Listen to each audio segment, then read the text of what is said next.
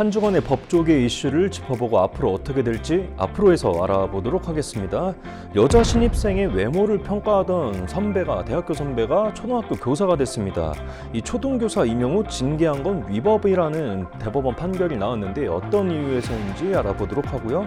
아울러 법원이 내년부터 형사 단독 분야에서도 전담법관을 선발합니다. 앞으로 이 형사재판 업무에 어떤 영향을 줄지도 앞으로에서 알아보도록 하겠습니다. 새로운 게스트 모십니다. 판심 법무법인 문유진 변호사님 나오셨습니다. 변호사님 어서 오십시오. 네, 변호사님 앞으로 잘 부탁드리겠습니다. 네, 먼저 첫 주제로 들어가서 이 신입생 외모를 품평했던 초등교사 얘기부터 해볼 텐데요. 어떤 내용이었죠?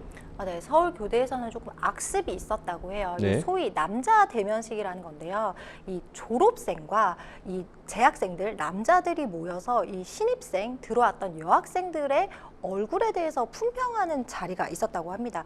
2016년 신입생 소개 자료라는 책자를 만들게 됩니다. 네. 이 책자에는요, 이 신입생 여학생들의 이 사진, 그리고 이름, 그 다음에 이 외모를 품평하는 내용이 담겼는데요. 이 남자 대면식에서 이 2학년 학생들이, 재학생들이 이 책자를 만든 다음에 졸업생들에게 그 책자를 대면식에서 전달을 합니다. 네. 그리고 이제 16학번, 신입생 1학년이죠. 남학생들이 들어오면요. 각자 자기 소개를 하면서 자기가 호감 가는 여성 한 명을 지명하도록 합니다. 네. 대면식에서요, 이 졸업생들은요, 이 책자를 보면서 이 술자리에서 호명되는 여학생들의 이름을요, 일명 스케치북에 기재를 하는데요. 네. 이 참석자들이 이 남학생들이죠. 이 자기가 호감이 있는 여학생들이 만약에 중복된다. 이런 경우에는 이 중복된 여학생들에 대한 일명 교통정리까지 했다고 합니다. 어떻게 정리를 해준다 뭐 이런. 네, 맞습니다. 그래서 이 한마디로 이 여학생들에 대한 책자를 만들고 책자를 바탕으로 호감 가는 여학생들을 남학생들로 하고 지명하게 한 다음에 이 중복되는 여학생들을 체크까지 하는 교통정리까지 한 건데요.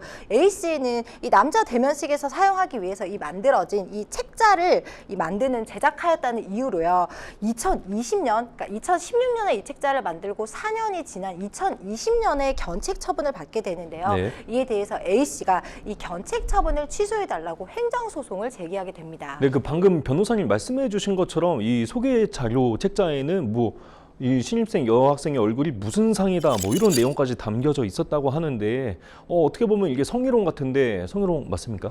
이 사건 책자에는요, 단순히 그 신입생 여학생들의 이제 사진과 뭐 이름 정도만 적힌 걸 떠나서요, 네. 나이, 그리고 이 신입생들을 소개하는 문구가 되어 있는데요. 뭐 예를 들어서 술을 잘 먹는 여학생 같은 경우에는 뭐 알코올상, 그리고 뭐 공룡을 닮은 여학생에게는 이 공룡상, 이런 기재까지 되어 있었다고 네. 합니다. 이 사건 책자 제작에 관여했던 남학생은요, 이제 다음 학번인 17학번, 이게 악습으로 계속 이어져 왔잖아요. 네. 17학번 남학생에게 이 사건 책자를 만드는 방법을 설명하면서 네. 이 작년에 이 만들었던 남자 대면식 이 사건 책자가 조금 더럽게 여학생들을 소개했다라고 이제 진술한 적도 있고요. 네. 또 원고를 비롯해서 이 사건 책자 제작에 관여했던 남학생들은요, 이 16번 신입생들에게 어떻게 이 사진을 입수하게 됐냐면, 지도 교수가 신입생 명단을 만들어 오라고 했다. 네. 그러니까 너네들이 사진을 내라라고 거짓말을 해서 이 사건 책자를 제작하게 네. 됐습니다. 그리고 남자들끼리 이제 서로 마음에 드는 이성이 겹치면 안 된다라고 이 좋아하는 여성의 이름을 부르고 그 다음에 이제 스케치북에 정리하는 이 교통 정리까지 이런 네. 걸 보면요, 이건 사실 여성을 성적 대상화 내지 이 객체화하고 있는 거거든요. 네. 결국 2016년 남자 대면식 당시에 이 A 씨가 이 만들었던 이 사건 책자를 이용해서 이 신입 여학생들에 대한 외모나 이 성희롱 발언이 이용된 것으로 보입니다. 네, 그래서 이 교육청이 이 품위유지 위반이다 이래서 이제 견책 처분을 내렸는데 여기에 불복해서 소송을 냈습니다. 소송을 냈는데 1심, 2심은 이제 원고 패소 이렇게 판결을 내렸는데 뭐 당연한 결과 같은데 자세한 그 판결 내용을 좀 설명을 해주신다면요. 네, 국가공무원은요, 이 공무원으로 임용되고 나서의 행위로 인해서 징계를 받을 수 있지만요, 네. 이 국가공무원으로 임용되기 전의 행위도요, 이게 원칙적으로는 징계 사유로 삼을 수 없지만 너무 행위가 너무 과하다, 이런 경우에는 임용 후에 공무원의 체면 또는 위신을 손상하게 했다라는 이유로 징계를 삼을 수 있습니다. 네. 원고가 이런 책자를 제작해서 성희롱을 한 거는요, 2016년경의 일이고요. 원고에 대한 견책 처분은 2020년에 일어났습니다. 네. 이 4년이 경과했는데요. 네. 1심과 2심은 이 국가공무원법상의 징계시효라는 게 있습니다. 징계시효는 뭐냐면요, 내가 예전에 20년 전에 한 행위로 인해서 아직까지도 징계를 받고 있다면 사실 약간 시간도 지났고 그 네. 사람도 충분히 반성을 했기 때문에 이 가벌할 필요가 없다라고 하는 게 징계시효 내지 우리가 이 형사에서의 공소시효에 관한 법리인데요. 예. 1심과 2심은 공무원법상의 이제 징계시효가 3년이 아닌 교육공무원법상의 징계시효 5년을 적용을 했습니다. 그러니까 원칙적으로는 국가공무원법상 징계시효는 3년인데요. 그러니까 이 말은 3년이 지나면 징계를 하지 못하는데 원고의 행위는 이 일반적 원칙적인 징계 행위를 떠나서 조금 더 중하다. 국가인권위원회법의 성희롱에 해당하는 경우는 이 징계시효가 늘어나서 교육공무원법상 5년이 적용될 수도 있습니다. 그러니까 결론적으로는 2016년으로부터 5년이 경과하지 않은 2020년에 징계가 있었으니까 이거는 징계시효가 뭐 경과하지 않아서 적법한 견책 처분이다라고 제1심과 2심은 봤습니다. 그러니까 그 지금 말씀하신 건 징계시효가 이제 3년짜리는 적용을 못했고 5년짜리를 적용했다고 좀 보면 되는 거죠. 네, 그러면? 맞습니다. 1심과 2심은 이게 3년의 징계시효를 적용하게 되면 이미 2016년으로부터 3년이 경과한 2020년에 견책 처분이 나왔기 때문에 이것은 위법한 처분이 되는 건데요. 이거 조금 중한 성희롱, 그 국가인권위원회법에 의한 성희롱에 해당하게 되면 교육공무원법에 의해서 징계시효가 5년으로 늘어나게 됩니다. 따라서 2016년으로부터 4년밖에 경과하지 않은 2020년에 일어났던 이 징계처분, 견책처분 자체는 적법하다고 본 것이죠. 근데 지금 변호사님 이렇게 설명을 충분히 해주셨는데 이 대법원 판결이 또 달랐습니다. 어떤 내용인지 좀 설명. 네, 해주시죠. 맞습니다. 이 대법원은요, 원고의 행위가요, 국가인권위원회법상의 성희롱은 아니다 이렇게 판단했는데요. 우리가 성희롱이라고 하면 크게 기본적으로 생각하는 성희롱 있잖아요. 뭐 성적 수치심을 주는 말이나 행동 이런 걸 생각하는데요.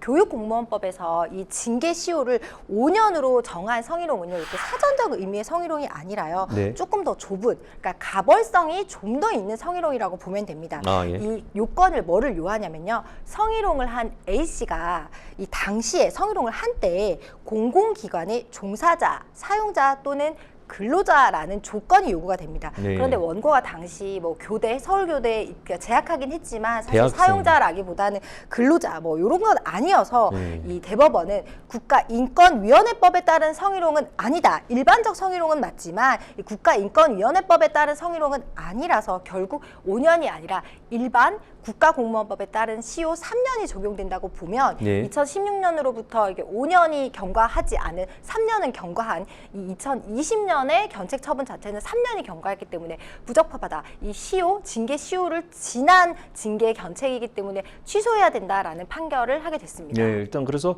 이 징계 처분, 징계 시효는 이제 지나갔고 이제 어쩔 수 없이 그 지나갔는데 당시 그 내가 신입생 여대생이었다고 한다 그러면 굉장히 이제 화가 날 것 같아요. 화가 날 것 같은데 이 초등교사 뭐 이제 현재 어떤 처벌을 내릴 수 있는 방법은 없는 건가요? 징계도 시효라는 것을 원칙적으로 두고 있습니다. 그래서 우리가 고소를 하거나 징계를 원할 때는 사실은 그 일이 발생하고 나서 즉각적으로 하는 게 굉장히 중요하거든요. A씨 같은 경우에는 분명히 이 성희롱적인 행위를 했고 그 당시에 피해자 입장에서는 굉장히 불쾌했을 것 같습니다. 하지만 이게 당장에 발발했으면 형사적으로는 명예훼손이나 모욕 등도 문제가 될 수 있거든요. 여학생들의 외모를 들어서 뭐 공룡상이라고 한다거나 외모 품평을 하는 거는 분명히 이 명예훼손이 될 수도 있고 모욕이 될 수도 있습니다. 그런데 형사적으로도요, 이게 시효가 공소시효가 적용되기 때문에 5년이 경과하면 또 기소를 하지 못하는 문제가 있습니다. 다만 이 공룡상이라는 표현을 당한 여학생 입장에서는 얼마나 불쾌한 표현입니까? 이런 경우에는 사실 민사적 손해배상 청구가 가능한데요. 형사와 달리 민사 손해배상 기간은 조금 더 깁니다. 불법 행위가 있은 날로부터 10년 그리고 안 날로부터 3년이라는 소멸시효가 적용이 됩니다. 이 피해 여학생이요, 2016년 당시에 알지 못하고 최근에 이걸 알게 됐고 3년 이내라면 민사상 손해배상 청구가 가능한데요. 이런 경우에는 위자료를 지급받게 됩니다.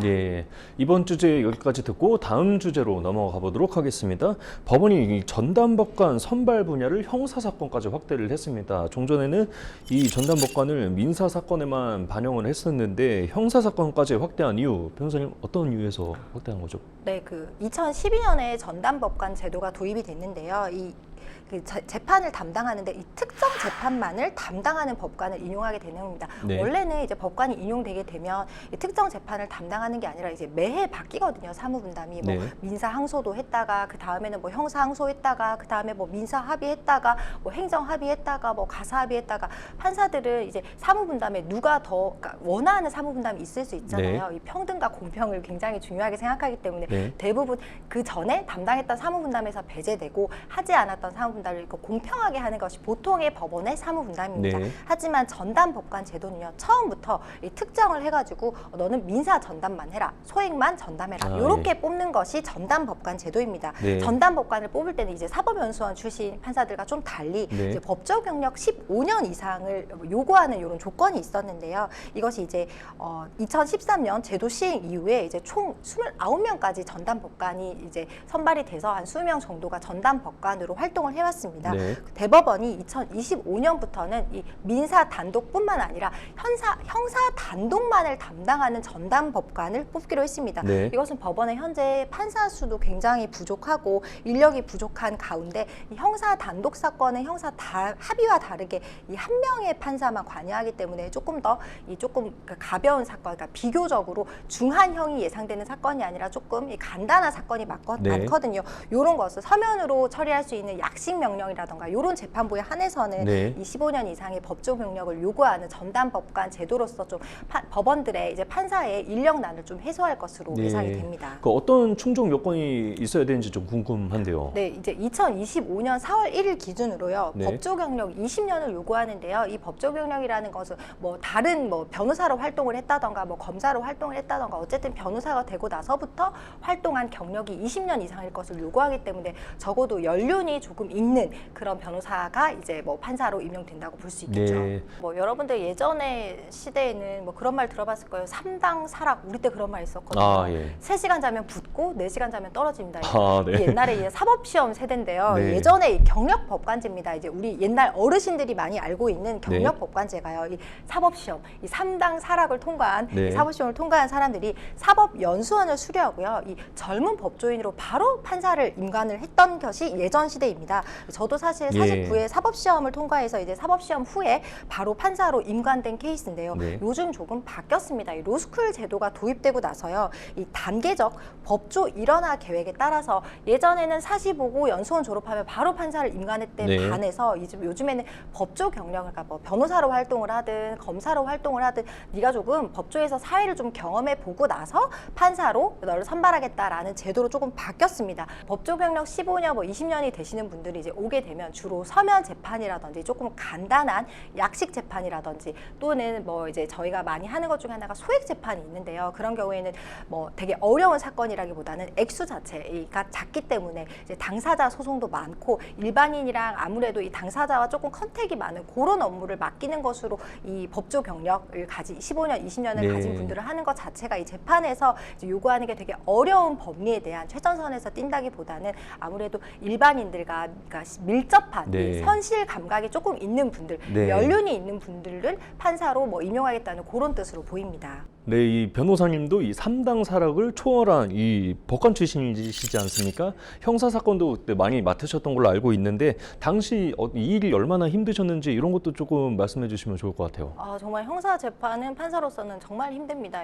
아무래도 민사 같은 경우에는 법리가 조금 어렵고 골치 아픈 사건이 생각보다 많거든요. 네. 그런데 이제 형사 재판을 맡게 되면 제가 처음 초임 때 부장님께서 그런 말씀을 하시더라고요. 형사 재판을 담당할 때였는데 판사는 이렇게 법대 위에 앉아 있잖아요. 네. 자기 이렇게 머리 위에 칼이 거꾸로 고쳐 있다고 생각을 하는 거예요. 제가 무슨 말이냐면 이제 판사가 재판을 잘못하면 이 신이 그걸 보고 있다가 이 칼을 그대로 떨어뜨려서 이렇게 목 뒤에 네. 꽂는다.